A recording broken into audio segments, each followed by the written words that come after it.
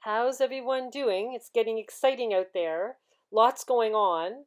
And I got this huge download of information last week and I put it all together for you guys. It's a lot of information. It's kind of going to be a little bit like information overload, I think, for some that haven't been following my channel. But it came to me in one kind of wave like this, and I'm presenting it to you how it came to me. So, it's really fascinating. It's showing us the math that is being used for Ascension. And the reason that I know that it's the right math is because the 17th letter, I won't say it, did post about this. And so it has a reference there. It also ties into the sky. So now we have a reference from the sky plus the posts. And this all makes sense to me, and it's all like getting really clear on what's going to happen. Okay, I do believe, I know it sounds crazy, but I do believe the two realities that are happening on this planet right now are going to divide. Okay, it's not about one side being right and the other side being wrong. It's just what you're attached to and where your emotions are at. And the important thing is, there's probably going to, I have predicted that the Lion King will go down, and the whole point of all this spiritual war that we're in, the war is in your mind and the prize is your soul, that Prince said. It's totally about knowing yourself, know thyself, okay, and being able to control your emotional state when all this is going down. And then you will be on the good timeline. I do think there's actually kind of three places that we can kind of end up. One would be in the, lockdown, not nice timeline. The other is being in the two-tier society in that timeline. Like they've already mentioned this in the Canadian news, that it's going to be a biological two-tier system.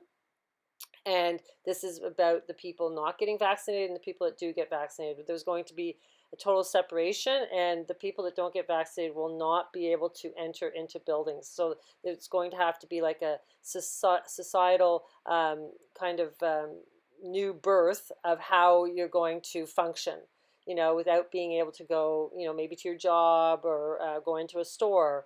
So this is, I would say, maybe not the greatest place to end up.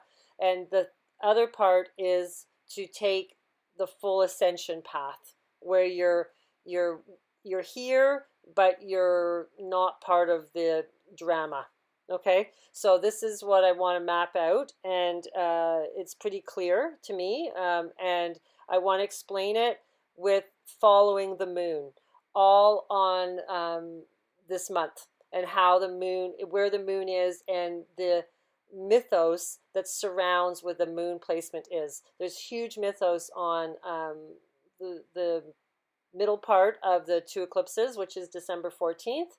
There's a lot of mythos there. There's a lot of mythos around on December 21st with the winter solstice. There's a lot of mythos on December 23rd with Saturnalia, a very important day of Saturnalia, and also Christmas Eve being Christmas. Okay, so I want to go through it all bit by bit and try to break it all down so you can see what's being played in this time frame, like the timeline right now, what you're seeing, and how to understand it and how it all fits into the mythology of the Saturnalia holiday. This picture, like you're looking through the looking glass, is showing the two realities. In the corners at the top here, we have the fire and water, sun and moon symbols in the kind of like the sickle shape, dome shape. Then we have the winged Nibiru symbol of Saturn and Jupiter, which is the Star of David, because that's what they make in the sky. I've done past videos about that. So really it has a lot to do with the moon, and you can see the moon symbol there on the right is the first symbol, alchemic symbol. So just to confirm that people know that the Vatican has a telescope, and its original name was Lucifer. Okay, so watching the sky is not evil because the Pope is doing it. So I explained about Capitoline Hill was the original Capitoline Hill in Rome, is also what Capitol Hill in the United States is named after. There's also three deities who were most commonly referred to as Capitoline Triad. So the Capitoline Triad are Jupiter, the king of the gods, Juno, in her aspect as it's almost like Luna, which is like a moon almost, Luna Regina, Queen Juno, and his wife and sister, that's his wife and sister, and Jupiter's daughter, Minerva, the goddess of wisdom. That's the owl, okay? That's on the Apotheosis of Washington painting. After Christianity became the Roman state religion, the Capitoline Triad was replaced with the Christian trinity of God the Father, Jesus the Son, and the Holy Spirit, which would be the Holy Ghost. So all religions have this trinity. And I find this interesting that Juno is like Luna. And the ancient pagan religions always had the Trinity goddess. Okay, so it's basically, the Mega Mother, the Queen of Heaven, Cassiopeia. She's the one that makes the harvest, but it's feminine, right? So the moon is feminine in a way. It's also where they have cancer of Jesus's manger. So it's like she's giving birth in that manger. The beehive, it's the bees. It's the same symbolism. It's always the moon. But there's three phases to the moon: the waxing, the full, and the waning. And there's also the black moon or the new moon. But they always use the waxing and the waning moon. And this symbolism ties into the sickle as well. On the founding date of the United States, Juno, the wife of Jupiter, is in Virgo, which is like the Virgin Mary, and Saturn is there as well. So also on the founding date, we had Minerva in Aries, Uranus in Taurus. We had Mars right close to where Trump was born on the Crab Nebula in the Silver Gate. Then we had Venus and Mercury and Jupiter in conjunction right in Gemini with the Sun in Gemini, and then Mercury between Gemini and Cancer, the moon again, right? The moon constellation. So there's the lineup of the founding date. So Juno and Venus are the women, right? It's the bride or the wife. And Minerva is the child. She's in the crown chakra, the owl with the wisdom. The crown chakra being Aries. And now in our timeline on the Saturnalia holiday of Christmas Eve here, Minerva is on the crown of the bride of the Virgin Mary. So Revelation 12:34, which is like 1, 2, 3, 4. And there appeared another wonder in heaven, and behold, a great red dragon, having 7 heads and 10 horns and 7 crowns upon his head. And his tail drew the third part of the stars of heaven, and did cast them to the earth. And the dragon stood before the woman, which was ready to be delivered, for to devour her child as soon as it was born.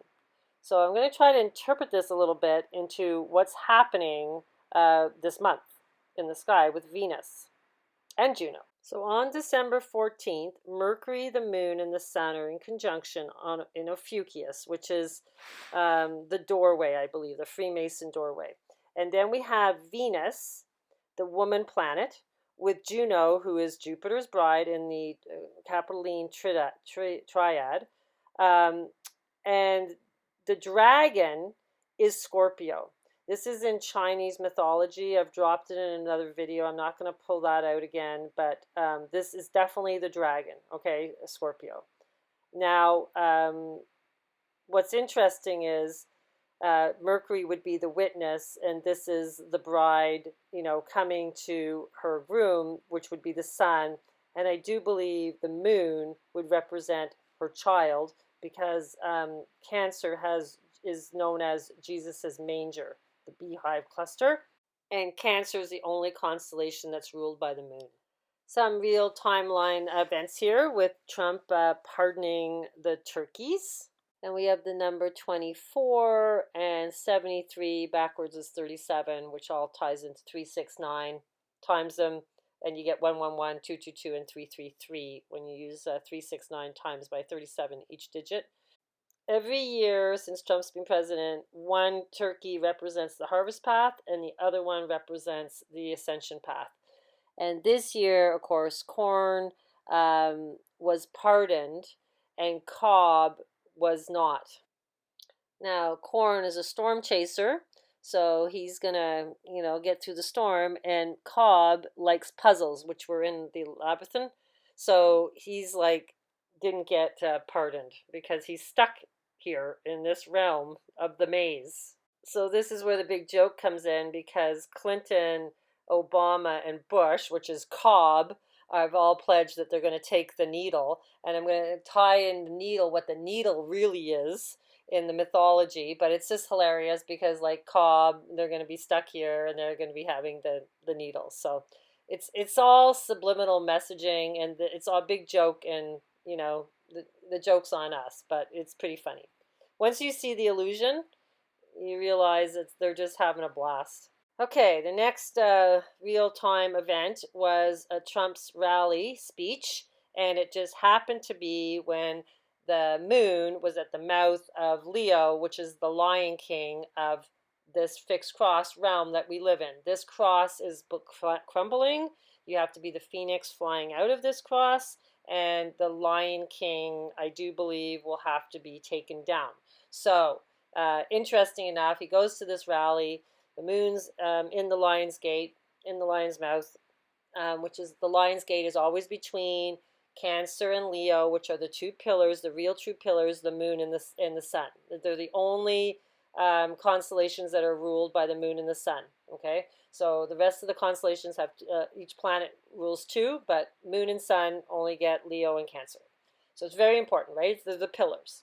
Okay, so he does this rally, and when he's speaking, I don't have a written script because they didn't post it, but you have to go and listen. And he actually says, "I'm going to get killed," in the rally speech. Okay, so I just was like, I almost fell off my chair when he said it. He said it in a joking way, but he said it. Okay, so we'll have to wait and see. So this was in the news regarding the voting fraud. So Raffensperger has received death threats from some of Mr. Trump supporters, as has voting system implementation manager Gabrielle Sterling, who has said this week, someone's going to get hurt, someone's going to get shot, someone's going to get killed. Okay, so they're projecting it into the timeline through the news, and it's all a script. And he held it on December 5th, which is D5. That's also another 17th letter post. And it's in Val d'Orsa, and I wanted to dig into that to see if there's some history in the town.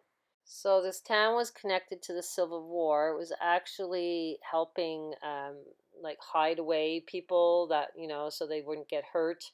Also, the name of it ties to Augusta, which is that whole era in history. And it's the Val Beauty. So it's like it's the town represents like freedom, okay, and that's mainly probably why he went there.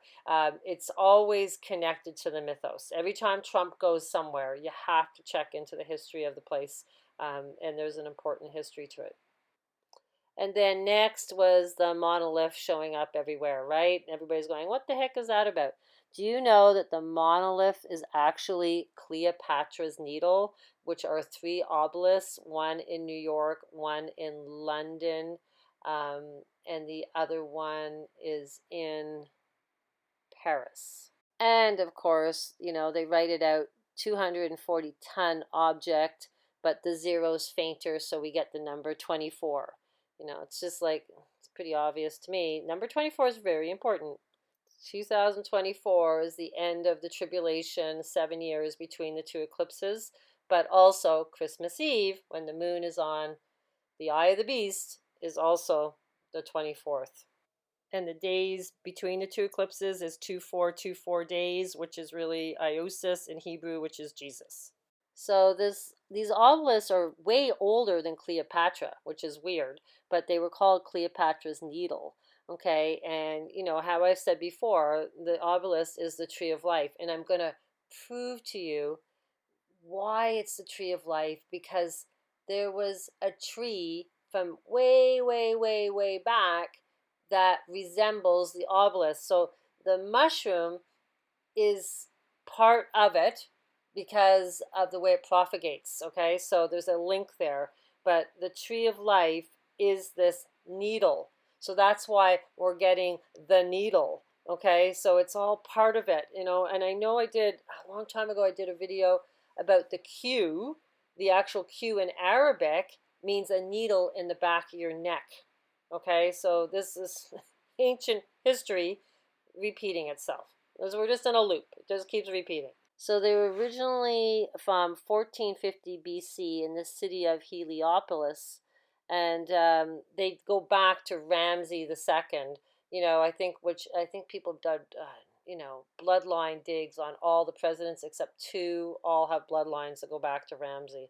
So it's like, you know, it really represents this ancient bloodline, but also it's like saying the bloodline that made it through last time with their full memory. I do believe all the elite have full memory of this event, and you know, they probably have all their memory. So this is why they become elite, okay? And they can be elite because they know the game. They know all the mythology. They know how to communicate through this hidden esoteric language, which they use through the news. And you know, once you see it, you can actually decode it as it's happening. This is what I'm trying to get you guys all to see, how you can see the illusion.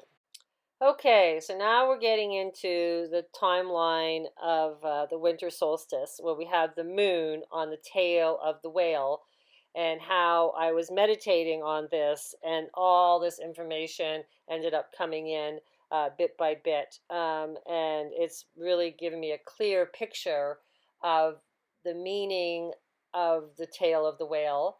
I know I told you last time that there's an orange star there, and it was called the first frog. Yes, it's true, but there's more meaning to the tail of the whale.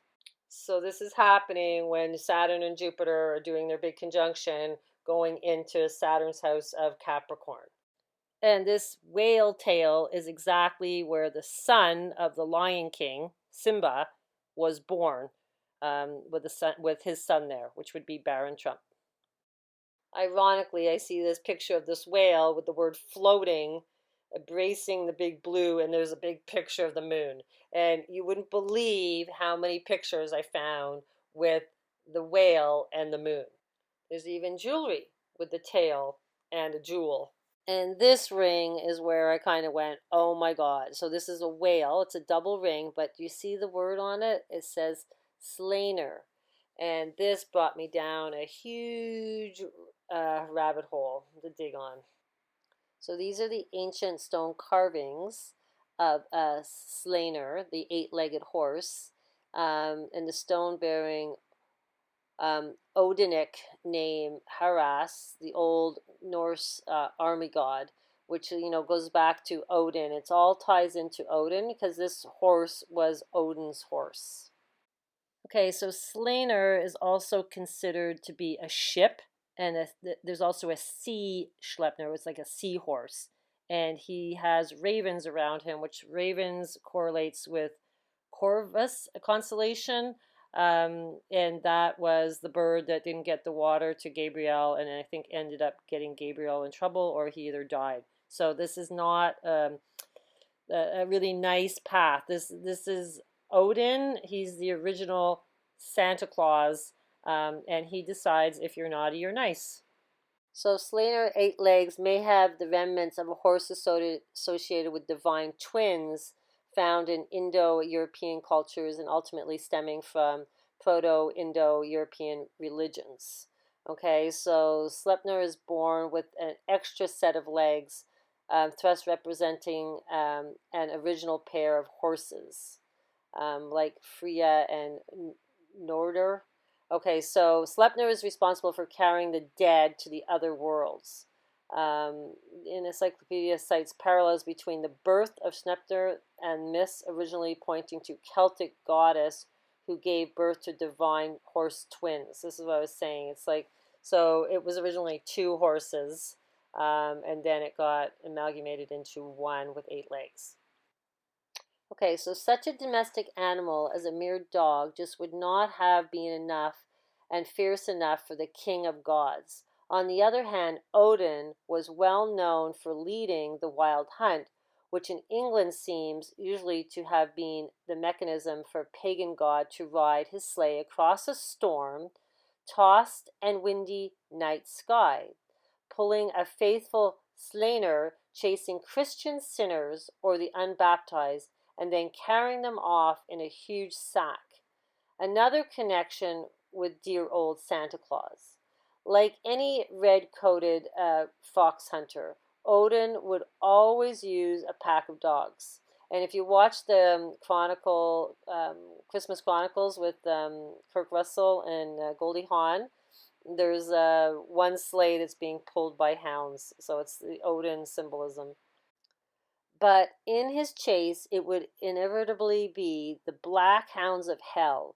In pagan Scandinavian, the northern and northern Germany, this frightening event was called Odin's Hunt.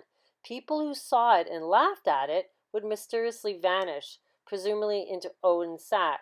Sincere believers were rewarded with gold. So the whole thing of the coal sack, remember I said it was in the fly constellation Musca, in front of the ship, the Carina ship, that these Australian tribes were worshiping it. So I'm wondering now, like, Santa Claus takes you in his sack, and you actually disappear from this reality. That's the symbolism, because it seems like the children disappear.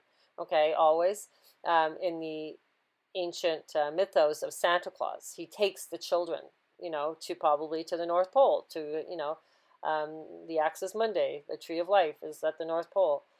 So, maybe that's the whole symbolism of the sack, but, the sleigh actually harms you. The whole thing is that Santa Claus, you're naughty or you're nice. Okay, so he rewards you or he punishes you. Okay, so there's this location in Iceland called Slaner's Footprint. It is said that the canyon was formed when Odin's eight-legged horse Sleipnir touched one of his feet on the ground, and it's like 8 to 10,000 years old, and then again some 3,000 years ago. Oh, after the Ice Age, it says here, after the last Ice Age, first 8 to 10,000 years ago, and then again some 3,000 years ago. So anyhow, this is this kind of like canyon that's filled with spruce trees and pines and larch trees. There's a diamond circle in it, so like almost like a diamond ring. The diamond circle is a horseshoe shape. So you see how it's like always surrounded by a wall. And this is the symbolism. It's always a wall and then a paradise inside of it. Sometimes it's a mountain. Sometimes it's a wall and then a mountain, like Mount Zion. Sometimes it's an island. But it's always like this secluded, barricaded away from the rest of this realm, Garden of Eden. I always get a kick out of video games, the symbolism in them, because they have all the mythos. And here it has Slainer, and he goes back to his AI world homeland. Yeah, it's not, so it's either you become AI or you become free, and go to this paradise where the wall is surrounding. So in this one, they're referring to him as the eye of the storm, and also the 8 legs being the pallbearers for a coffin. So not a good path. Odin's story always ties into the Tree of Life, which is the Yggdrasil, and he's drinking out of the well, and then he gives up his eye for wisdom.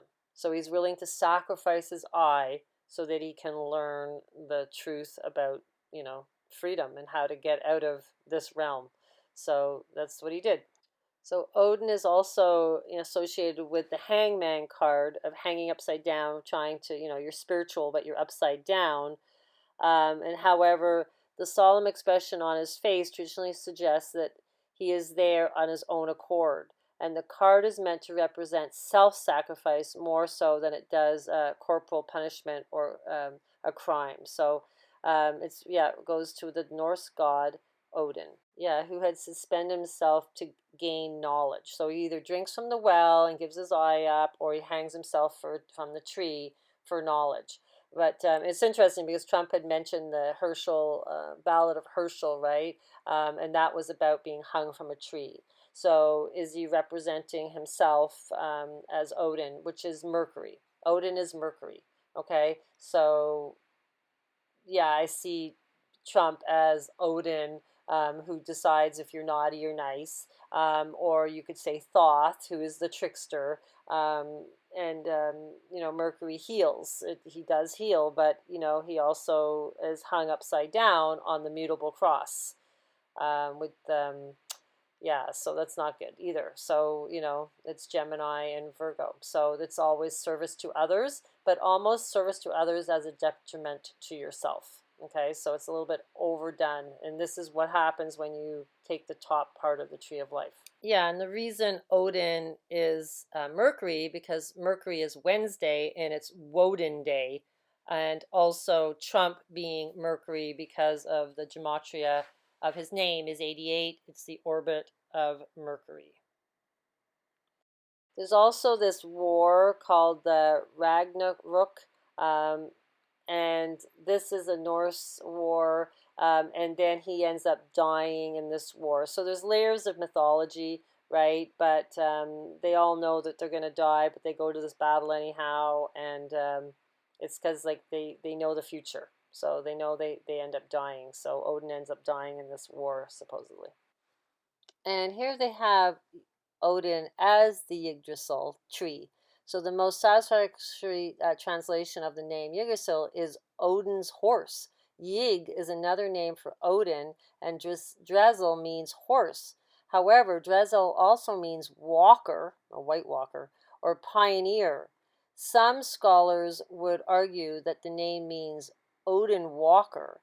In other parts of the manuscript, Yggdrasil and Odin seem to be one and the same. When Odin hung, speared for 9 days in the world tree, he uttered the words that he had sacrificed himself onto himself. The stanza gives us a description of the unity existing between the Godhead and the tree in the midst. To emphasize this connection, we find the Old English, the word triau, which means both tree, it'll be trioth, I guess, trioth, which means both tree and truth. Etymologically, then truth and the tree grow out of the same root. So yeah, it's like to see the truth, you need to, then you can decide which part of the tree you want to be on. Well, there's the ship or a boat going on the eye of the whale, the eye of the storm. It's almost like a Ursula. So I started thinking about the ship, and of course the Titanic came to my mind. And the time that it happened was at 11:04, so we got the number 44 for death. It was 108 years ago, which rounds out to 9. 2 hours and 40 minutes was the duration, the number 24. Oh, and then we get the 37 again, 37 miles. Okay, so see, they're mirroring the numbers. We even had the number 2,224. So we got the 2-2 and the 2-4. 2-2 is how many tarot cards there are. It also represents 11-11, almost like pillars. And then the 22nd, is I think really the Fool card. It's like, but in the tarot cards, it's like because it's 0 to 21, so it's like there's 22 cards, and 0 is the Fool's card, being the 22nd. But it's not a fool. It's the fool is the one that gets out of here. And the reason we're called crazy and a fool is because we're seeing through the illusion. So people that are attached to this realm and the illusion of this realm want to call us crazy because they're so attached to it. So you have to be a childlike in your mind to be able to use your third eye to see the illusion. Okay, you can't be thinking like how they've programmed us to think. You have to think more through your imagination and your creativity to see patterns and to see symbols. And then once you start to see them, they start to um, do synchronicity so that to tell you that you're on the right path. And this is how you use your intuition. And it's almost like being a little bit psychic, but it's just seeing things from a different perspective, if you want to see it from that point of view.